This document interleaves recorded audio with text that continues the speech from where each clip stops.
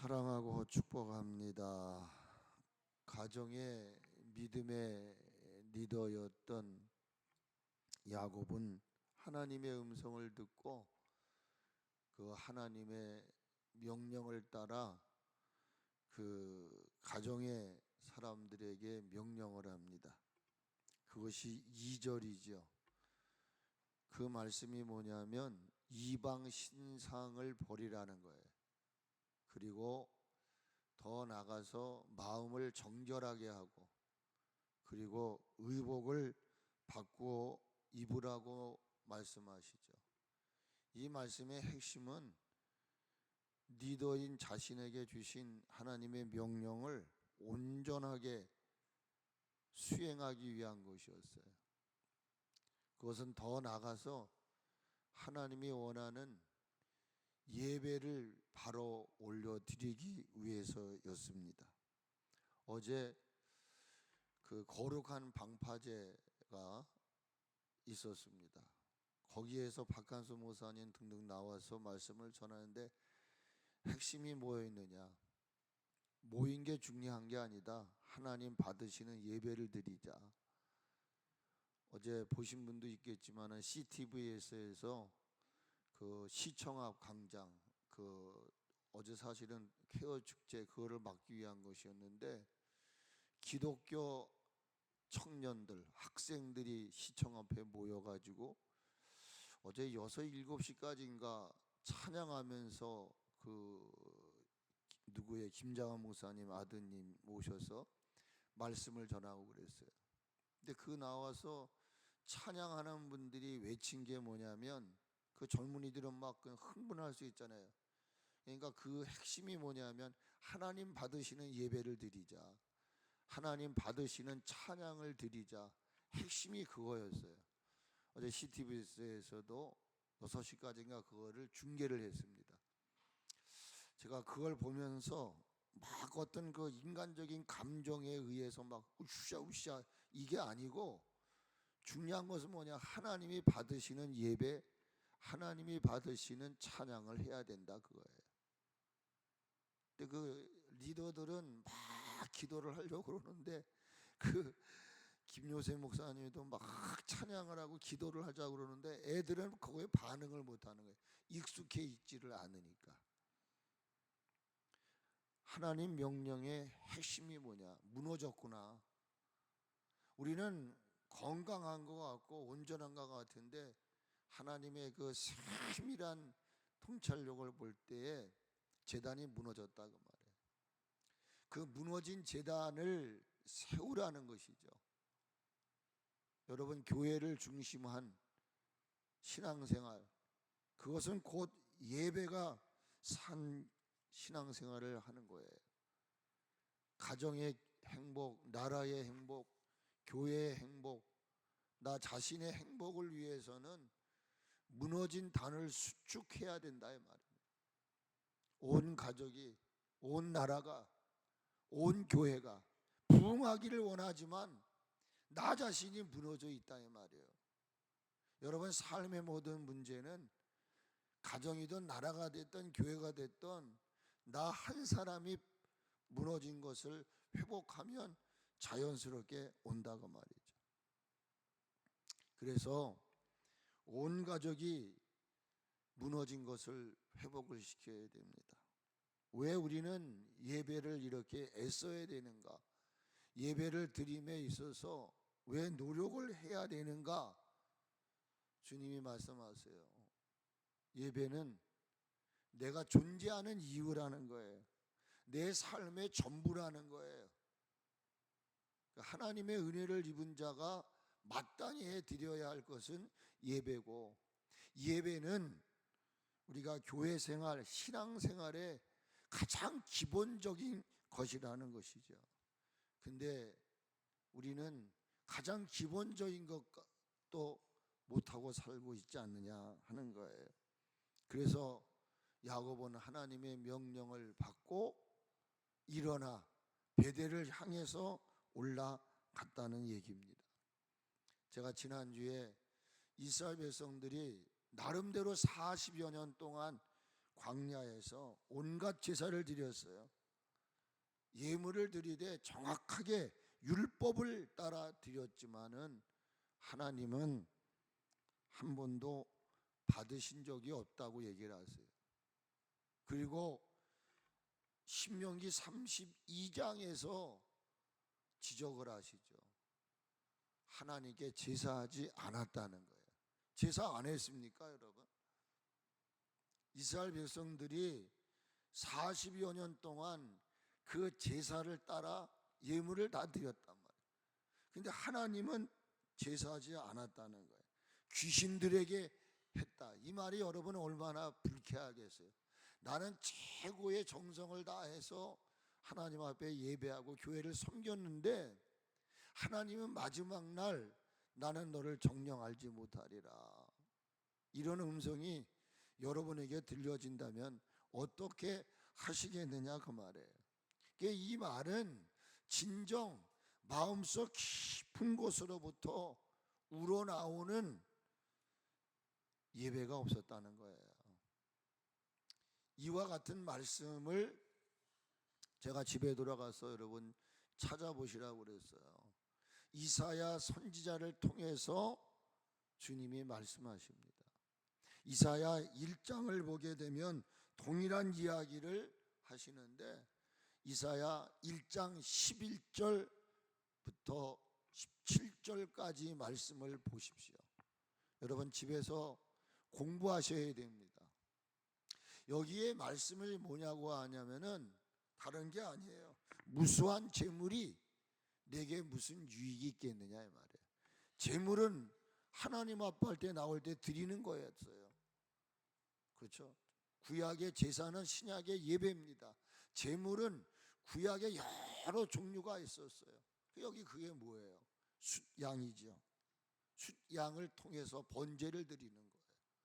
또 뭐라고 말을 하냐면 살찐 짐승의 기름, 또 뭐가 있습니까? 수송아지, 어린 양, 숫염소의 피가 제물입니다. 근데 이렇게 정성을 다해서 드렸건만 하나님은 기뻐하지 않는다는 거예요. 제물에 기뻐하지 않는다는 거예요. 그 이유를 이야기를 하십니다. 12절 말씀을 보게 되면 이렇게 말씀하시죠. 너희가 내 앞에 보이러 왔구나. 예배를 보러 왔단 말이에요.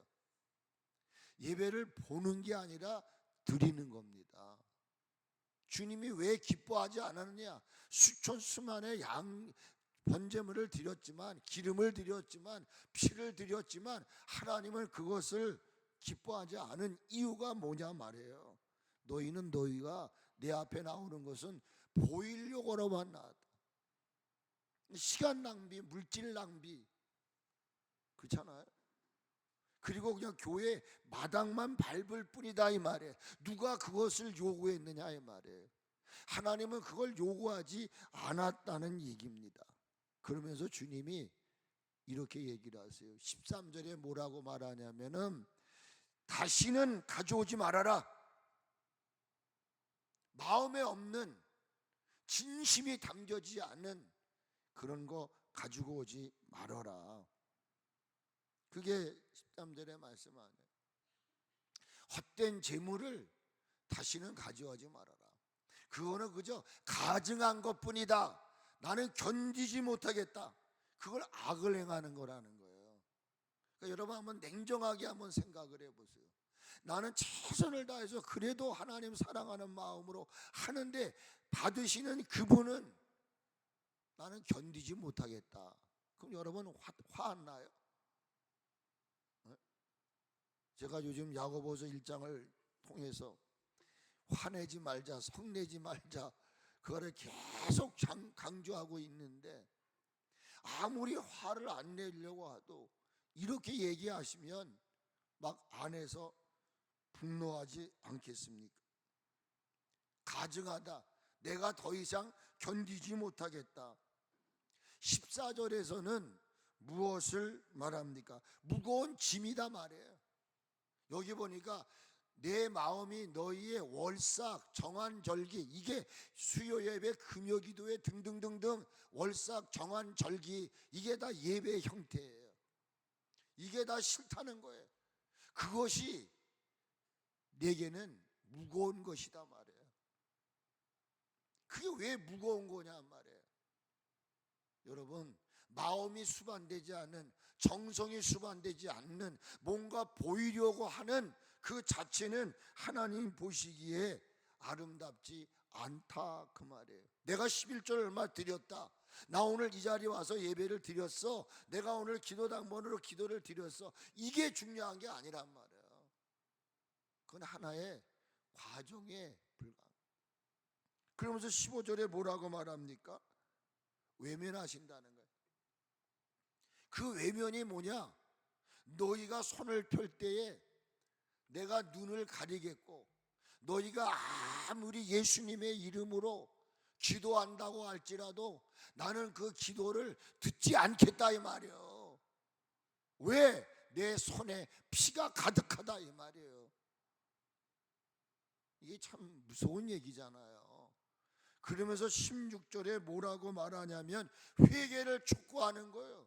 너희는 스스로 씻으며 스스로 깨끗하게 하여 내 목전에서 악한 행실을 버리고 악행을 그치라 이 말이에요. 이 말은 뭐예요? 여전히 예배를 드리고 기도를 했다 하면서도 세상에 나가서는요 끝없이 악을 자행하는 모습을 여기서 설명하고 있잖아요. 그러면서 17절에 중요한 얘기를 하고 계셔요. 같이 한번 보세요. 17절에 보니까 뭘 얘기해요? 선앙을 배우며 정의를 구하며 학대받는 자를 도와주며 고아를 위하여 신원하며 과부를 위하여 변호하라 하셨다. 예배는 변화입니다. 예배를 통해서 내가 변화가 돼야 돼요. 이 모든 죄악들이 예배를 통해서 변화가 되어 내가 여기 선행을 배우며 정의를 구하며 예배를 통해서 내가 행해야 되고 알아야 할 바가 뭐냐 이 말이에요. 그리고 그것을 내 삶의 현장으로 흩어져서 거기서 예배 드린 자들, 하나님을 경외한 자들의 삶은 다른 게 아니라 이 말이에요. 도와주는, 신원하는, 변호하는, 이게 예배를 통하여 변화받은 자들의 삶의 내용을 이야기한 거라 이 말이에요. 우리가 지금 이 자체는 모이는 교회입니다. 예수님의 이름으로 모였어요. 예배를 드리기 위해서 여러분들이 이 17절의 말씀을 중요하게 알아야 돼요. 그리고 이 말씀을 가지고 흩어지는 교회, 모이는 교회와 흩어지는 교회가 있다 말이에요. 모이는 교회는 여기서 예배를 드리는 거예요. 모이는 것은 예배를 드리는 거예요. 예배를 통해서 하나님 우리에게 뭘 선행을 배우고 정의를 구하여 저 세상 가운데 나가서 학대받는 자들 도와주고 고아를 위하여 신원하고 과부들을 위하여 내가 변호하는, 이게 바로 무슨 거예요?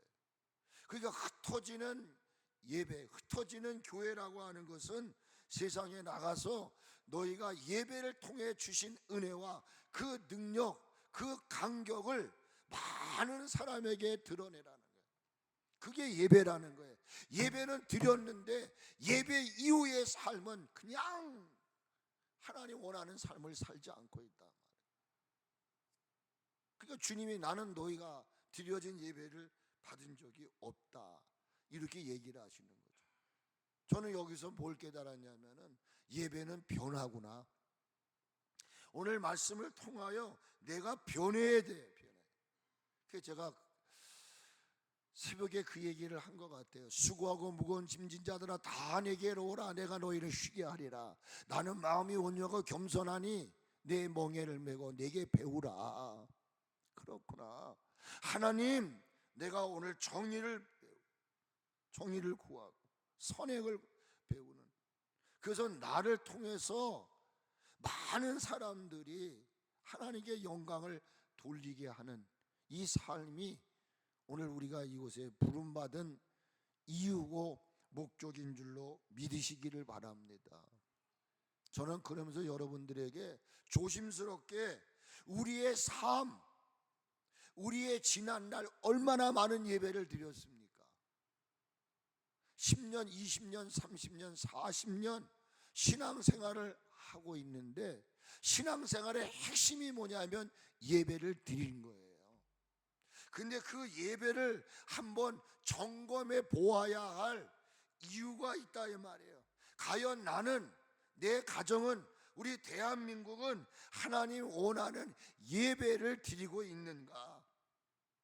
이거를 지금 점검해야 할 때가 됐다는 거예요. 여러분은 여러분이 원하는 예배를 드리면 안 돼요. 한 목회자가 원하는 예배를 드리면 안 돼요. 좀 딱딱해 보이고 좀 어설프게 보여도 지금 여기가 화려하지 못할지라도 여러분 하나님이 받으시는 예배의 현장이 돼야 된다 이거예요. 많이 모였다가 아니라 적게 모였다가 아니라 예배하는 자가 천이든 만이든 하나가 돼서 그들의 기도와 찬양이, 섬김이 하나님께 상달되는 예배가 돼야 된다는 거예요. 그러니까 하나님이 원하시는 예배는 뭐예요? 여러분 너무 잘 알잖아요. 그런데 요한복음 4장 23절 24절에서 아주 중요한 얘기를 한단 말이에요. 23절의 말씀이 뭐예요? 여러분 24절만 기억하지 마시고요. 하나님 원하는 예배는 영과 진리의 예배라 이렇게 얘기됐어요. 그렇죠? 그런데 23절에 이 말씀을 놓치면 안 돼요. 잘 들어보세요. 같이 한번 읽어보세요. 아버지께 어떻게? 아버지는 하나님을 지칭하는 거잖아요. 그렇죠? 하나님께 어떻게? 참되게 예배하는 자들은 영과 진리로 예배를 할 때가 왔다는 거예요. 그러니까 지금까지 형식적이고 의식적인 마음에 없는 그저 습관적으로 예배를 드려야 되니까 드리고 오늘도 주일이니까 주일날 예배를 드리는 이런 예배가 아니라 그러니까 지금 여기 이사야의 말씀과 같은 얘기예요. 신명기의 말씀과 같은 얘기예요. 근데 이제는 진리로 예배할 시점이 됐다는 거예요. 때가 참해라는 말은 굉장히 중요한 거예요. 하나님은 때가 되면 아이를 낳게 하고 꽃이 피게 되는 거예요. 그 때가 이르렀다는 거예요. 오나니 저는 그래요. 여러분들 듣기가 거북하더라도 여기 성경은 이렇게 말한단 말이에요. 곧 이때라. 이때라. 그럼 그때가 무슨 때란 말이에요. 아버지께서는 자기에게 이렇게 예배하는 자들을 찾고 계신다 이 말이에요. 그러니까 수천 수만의 예배자들이 있지만 영과 진리로 예배하는 자가 없다는 거예요. 그러니 지금까지 너희들은 영과 진리가 아닌 너 자기 나름대로의 예배를 드렸다 할지라도 이제는 때가 됐다. 이제는 마지막이 됐다. 주님 오실 날이 됐다. 저 중동에 전쟁이 일어나더니만 이란과 이스라엘이 이제 합의를 한다며요. 이런 징조들은 아버지 오실 때가 갓 차왔음을 우리에게 사인을 보내고 있는 거라는 거예요. 여러분 이 세상에 돌아가는 일들을 우연한 일로 보지 마세요. 다 그 속에는 하나님의 뜻과 계획하신 바가 있는데 바로 어느 때냐? 예배가 무너지는 때에 예배의 생명을 걸고 예배하는 나를 지키시는 거예요. 그래서 우리 대한민국을 하나님이 지켜주실 거예요. 여러분 우리나라만큼 기독교 역사가 짧은 나라도 없어요. 그런데 지금 이렇게 급성장하는 게 뭐예요? 철야 기도가 있었잖아요. 금식 기도가 있었잖아요. 새벽 기도가 있었잖아요.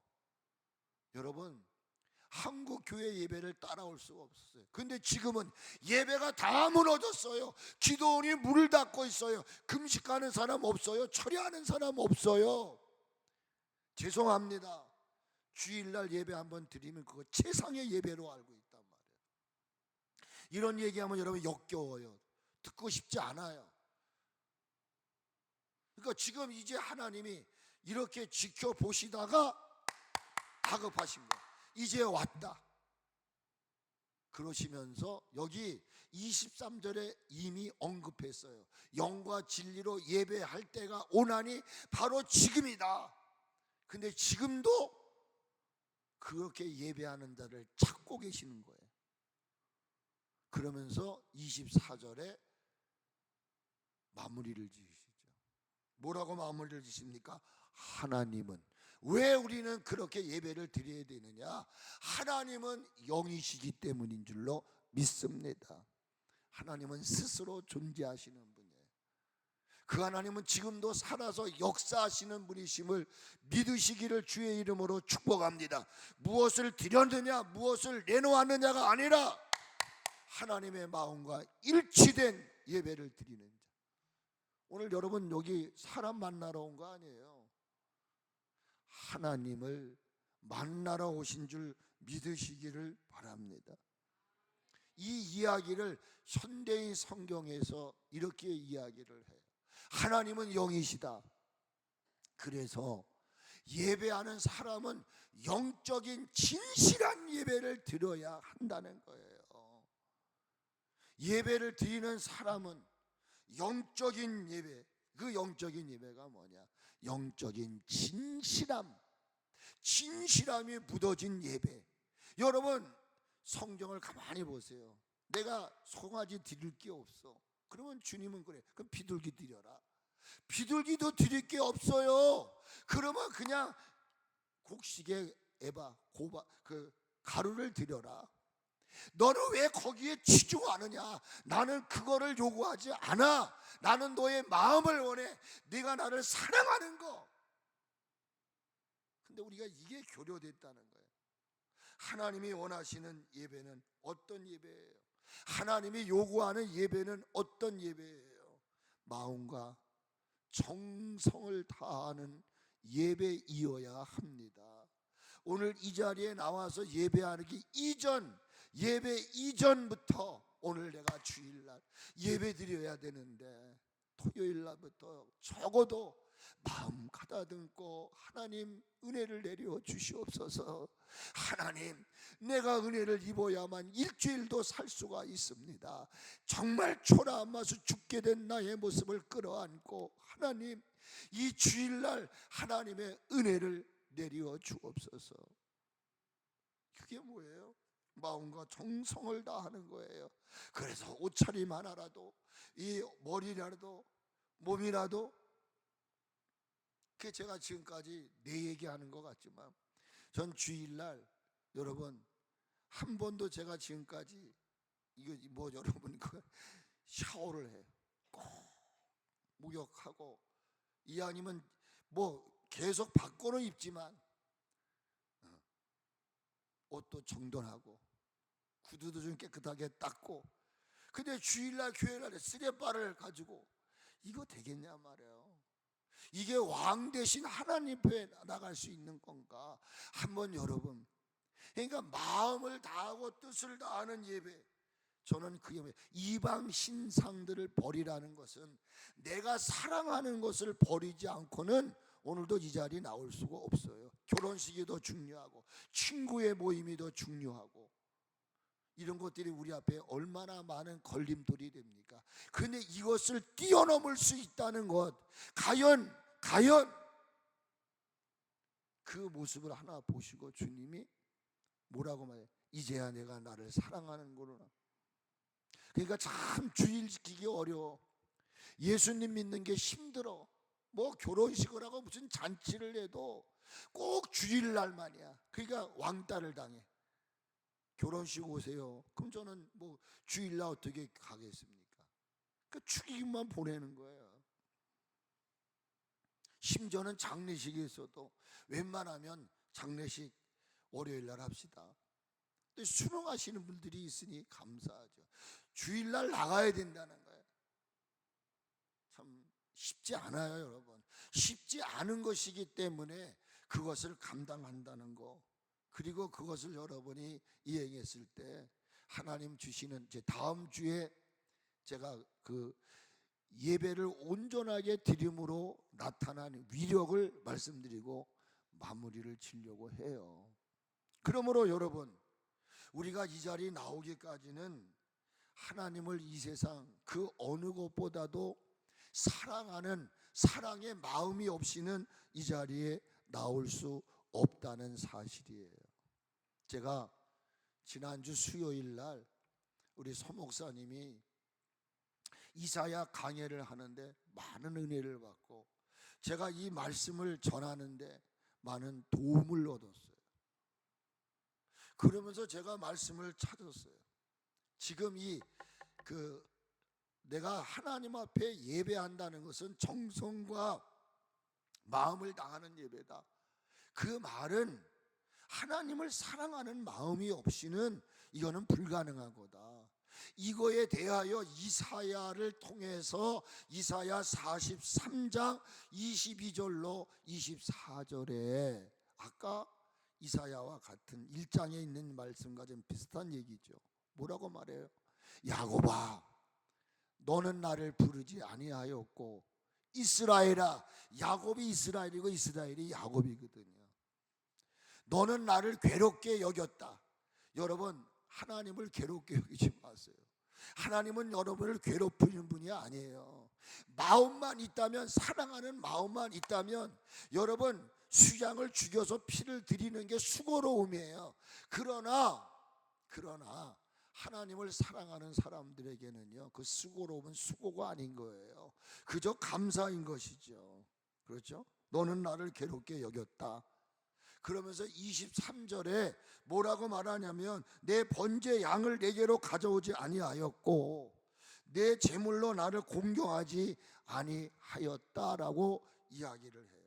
나는 제물로 인하여 너를 수고롭게 하지 아니하였고 유황으로 말미암아 너를 괴롭게 하지 아니하였거늘. 여기 중요한 단어가 뭐예요? 괴롭게, 수고롭게. 우리 하나님 우리를 수고롭게 그렇게 하지 않아요. 다시 얘기합니다. 하나님을 사랑하는 마음, 교회를 사랑하는 마음, 내가 하나님이 주신 은혜를 되새김질하는 이들은 물질 드리고 준비하는 게 번거롭지 않다 이 말이에요. 수고롭지가 않다 이 말이에요. 마지막 24절에서 그 마지막 부분에 이렇게 말해요. 내 죄악으로 나를 괴롭게 하였거늘. 그러면서 목사님이 말씀을 전하는데 이런 이야기들을 하더라고요. 같이 한번 해보실래요? 예배는, 다시 한번 크게 해보세요. 예배는 거래가 아니다. 예배는 거래가 아니라는 얘기를 하는데 막 충격을 받았어요. 예배는 거래가 아니란 말이에요. 내가 이렇게 드렸으니 내게 복을 주세요. 내가 오늘 기도했으니 이렇게, 이게 아니라는 거예요. 나 개인의 유익을 위한 예배는 예배 자체로서의 의미와 예배 자체의 가치를 상실하고 마는 거예요. 바라기는 우리 삼리교회가 여러분들 모두가 하나님 앞에 올려드리는 예배가 하늘문을 여는 예배가 됐으면 좋겠어요. 여러분의 기도와 여러분의 섬김이 하늘의 문을 여는 기도와 섬김이었으면 좋겠다는 거예요.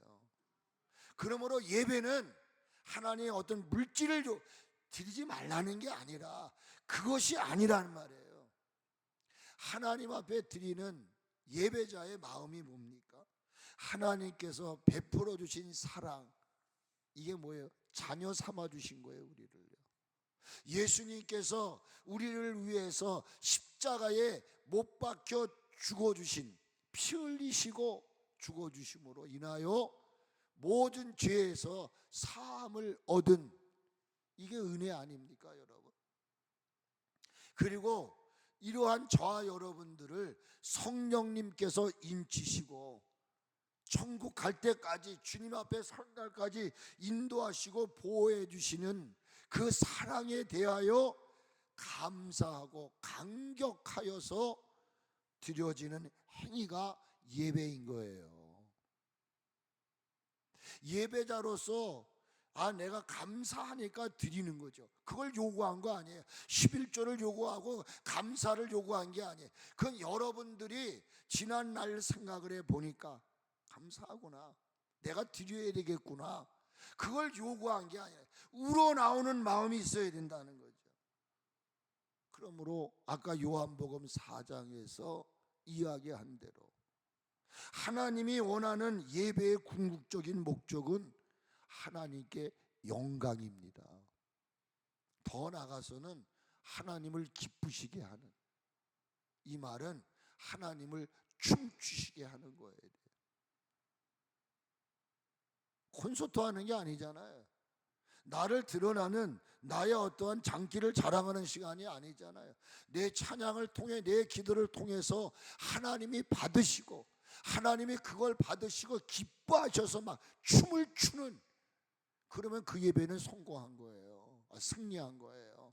내가 주님 앞에 드린 것이 없어도 찬양 그 자체가 하나님 받으시는 찬양을 올려드렸을 때 두 뿔이 달린 황소를 드린 것 같은 거예요. 그런 기도를 올려드릴 때에 하나님이 요한계시록에 그 향연 받으신다고 말씀하지 않아요.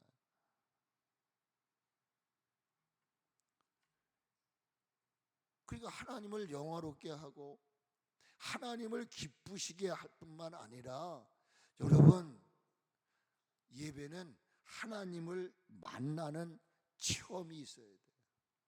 오늘 이 시간 여러분, 말씀을 통해, 기도를 통해, 찬양을 통해서 하나님을 만나는 체험이 일어나기를 축복합니다. 그리해야만, 하나님, 내가 무엇을 할까요? 아까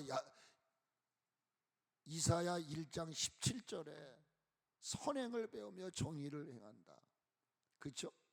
그러니까 하나님의 만남의 체험을 통해서 내 마음속에 어떤 게 일어나야 되냐? 하나님, 선한 사업에 내가 동참하기를 소원합니다. 하나님, 이제부터는 내가 내 뜻대로 사는 것이 아니라 하나님의 영광을 위해, 하나님의 나라가 이 땅에 건설되기 위해 내가 작은 내 이 몸을 드리겠습니다. 이런 결단이 일어나는 시간이 바로 예배이어야 한다는 거예요. 그래서 여러분, 오늘 바라고 소망하는 것은 오늘 여러분들이 드려지는 이 예배가 하나님 앞에 접근하는 것으로 끝나지 않고 하나님의 놀라운 능력, 그 생명 은혜에 접촉함으로 인하여 여러분들이 놀라운 변화가 일어나기를 주의 이름으로 축복합니다. 그러기 위해서 예배 전에 찬양을 드리잖아요. 왜 예배 전에 찬양을 드립니까? 또 우리 권사님이 나오셔서 기도를 드리잖아요. 이 찬양과 기도를 통해서 우리 각자의 일주일 동안 삶에 찌들었던 것들, 또 우리 안에 아직도 버리지 못한 것들, 고집, 시기, 이 미움의 덩어리들이 찬양을 통해, 기도를 통해 깨어지고 떨어져 나가고 부서지는, 이것이 내 자신에게 체험돼야 된다는 거예요. 그냥 찬양 드리고 기도 드리고 지난주나 지금이나 똑같은 이런 체험이 일어나지 않으면 예배자의 예배는 몸과 마음과 정성을 다하는 예배가 드리는 예배가 될 수가 없다는 거예요. 그러므로 찬양과 기도를 통해서 자신의 이 깨트려져야 되고 깨어져야 되고 부서져야 할 것들이 찬양을 드리는 동안, 기도를 드리는 동안 깨어져야 돼요. 그래서 여러분, 오늘 여러분들이 하나님은 바로 그런 예배자들을 찾고 계신다는 거예요. 그 주인공이 여러분들이 되어질 수 있기를 주님의 이름으로 축복을 드립니다. 하나님이 원하는 예배자는 누구입니까? 같이 한번 해보실래요? 오직 하나님만을 경외하는 예배자. 다시 한번 하세요. 오직 하나님의 얼굴을 갈망하는 예배자. 다시 한번 하세요. 오직 하나님의 은혜에 감사하는 예배자. 다시 한번 하세요. 오직 하나님을 감동시키는 예배자. 마지막 다시 한번 하세요. 오직 하나님을 섬기기 위해 생명을 바치고 그 값을 기꺼이 지불할 줄 아는 예배자가 하나님이 찾으시는 예배자인 줄로 믿습니다. 그러므로 하나님은 미가 선지자를 통해서 하나님께 나가 예배하는 자의 마음을 우리에게 알려주셨어요. 미가서 6장 6절로부터 8절까지 말씀이에요. 여기 참 중요하단 말이에요. 내가 무엇을 가지고 하나님 앞에 나아갈까? 높으신 하나님께 내가 경배를 드릴까? 내가 번제로 1년 된 송아지를 가지고 그 앞에 나아갈까? 그러니까 예배자의 모습이죠. 어떻게 하면 하나님 앞에 나갈 때, 경배할 때 어떤 걸 가지고 나아갈까? 그러면서 7절에 뭐라고 얘기를 하시느냐 하면은 이렇게 얘기해요. 7절 보세요. 여기 중요한 게 뭐냐면은 기뻐하실까? 하나님이 기뻐하시는 게 뭘까? 천천수양이나 만만의 강과 같은 기름일까? 이걸 기뻐하실까? 내 허물을 위하여 내 맏아들을 드리는 거, 내 영혼의 죄로 말미암아 내 몸의 열매를 드리면 하나님이 기뻐하실까? 한 예배자의 고민이에요. 그렇죠? 우리 이런 고민을 하고 있단 말이에요. 그런데 8절에서 뭐라고 얘기를 합니까? 사람아, 주께서 선한 것이 무엇임을, 중요한 단어가 뭐예요? 내게 보여주셨다는 거예요. 그러면서 뭐라고 말해? 야훼께서 내게 구하시는 것은, 너에게 요구하는 것은 천천의 번제나 기름이나 맏아들을 드리는 게 아니야. 내가 원하는 것은 뭐냐? 정의를 행하며 인자를 사랑하며 남은 여생 하나님 앞에 동행하는 삶, 겸손하여 하나님 앞에 동행하는 삶을 원하는 것이지, 네가 하나님 앞에 나올 때, 내가 하나님 앞에 경배를 할 때 내가 이런 제물을 드릴까, 이걸 드릴까, 너 그거 고민하지 마라. 내가 요구하는 것은 아까 이사야 1장 17절에서도 얘기했죠. 선행을 하며 정의를 행하며, 그렇잖아요. 여기 8절에서 주님이 원하시는 게 뭐냐? 정의를 행하며 인자를 사랑하며 겸손하게 하나님과 행하는 거. 제가 금요일 날 이야기를 드렸어요.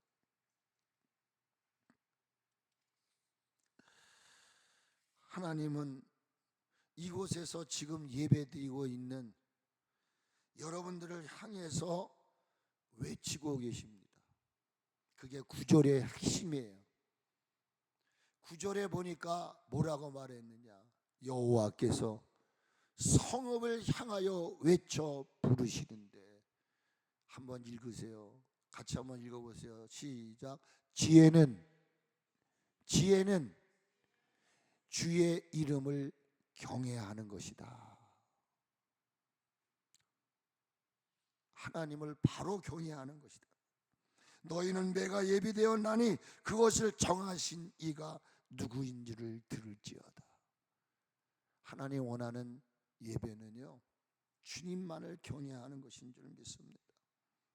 하나님은 미가를 통해 하나님의 영광보다 자신의 애씀이나 열심, 그 행위를 얘기하는 것이죠. 이 말은 자신의 의, 자신의 노력을 드러낸 예배의 삶을 하나님은 지적하고 계십니다. 오늘 우리가 이런 예배를 드리고 있지 않았습니까? 내 의를 드러내고 나의 어떤 행위를 드러내려고 하는, 우리들은 수천 수만 번의 예배를 드리고 각종 예물을 하나님 앞에 드렸을지라도 이런 형식적인 마음에 없는 형태의 예배는 자신의 의를 드러낸 형식적인 예배밖에 안 되는 거예요. 가증한 거예요. 하나님 이 예배를 받지 않으신대요. 바랍니다. 비록 우리가 적고 숫자가 없을지라도 한 명만이라도 하나님이 원하는 예배자가 됐으면 좋겠어요. 그게 뭐예요? 정의를 행하며 인자를 사랑하는 가운데 겸손함으로 하나님과 동행하는 삶을 주님이 원하고 계심을 믿으시기를 바랍니다. 만약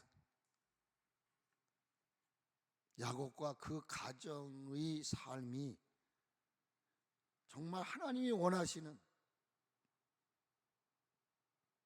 베델을 중심으로 해서 거기에 온전한 단을 쌓고 예배를 드렸다면 아마 야곱은 평생 행복한 주인공이 되었을 것입니다.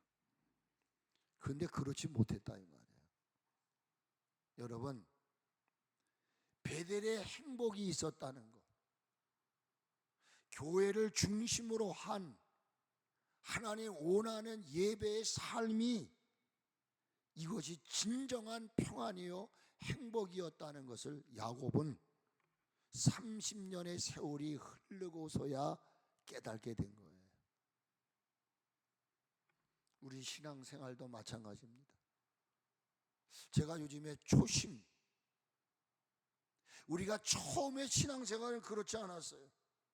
처음에 시작은 은혜를 받고 성령의 충만함을 받고 기쁨이 넘쳐서 육신적인 일보다는 영적인 일에 더 관심을 갖고 애쓰고 몸부림쳤던 것이 우리의 삶이었어요. 그런데 어느 날 우리들의 삶은 주님과 멀어져 가고 있어요. 기도하고 싶은 마음도 식어져 버리고 말았어요. 하나님의 일을 해도 감동이 없어요. 이런 영적인 무기력과 무감각의 상태가 우리에게 올 때에 그 예배는 형식적인 예배고 의식의 예배고 그죠? 드리니까 드리는 거예요. 말씀을 마무리 지으려고 합니다. 그러므로 야곱 개인과 그 야곱의 가정과 더 나아가서는 우리나라와 교회에 있었던 위기는 어찌 보면 감사해야 할 내용이에요. 왜요? 무너진 하나님과의 관계와 영적 회복을 위해서 하나님이 보내신 사인일 수도 있기 때문인 것입니다. 그래서 야곱은 그 위기 앞에서 하나님의 음성을 듣습니다. 그리고 온 가족과 식구들에게 베델로 올라가자, 이방의 신을 버리고 이제 마음을 정결하게 하고 의복을 받고 입고 올라가자. 그리고 4절에서 그 모든 것들을 세겜 나무 아래 우상을 다 던지고 올라갔던 거예요. 그리고 어떻게 했어요? 무너진 제단을 수축합니다. 그때에 이제 다음 절에 말씀을 드릴 거예요. 여러분, 나 하나가 바로 살면 하나님은 일하기 시작한다는 거예요. 그래서 수축함으로 위기에서 자유함을 얻고 남은 삶을 하나님 주시는 축복의 삶을 누리게 될 줄로 믿습니다.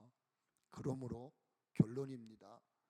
야곱은, 같이 하세요. 야곱은 숨을 거두는 시간까지 예배자가 되었다는 거예요.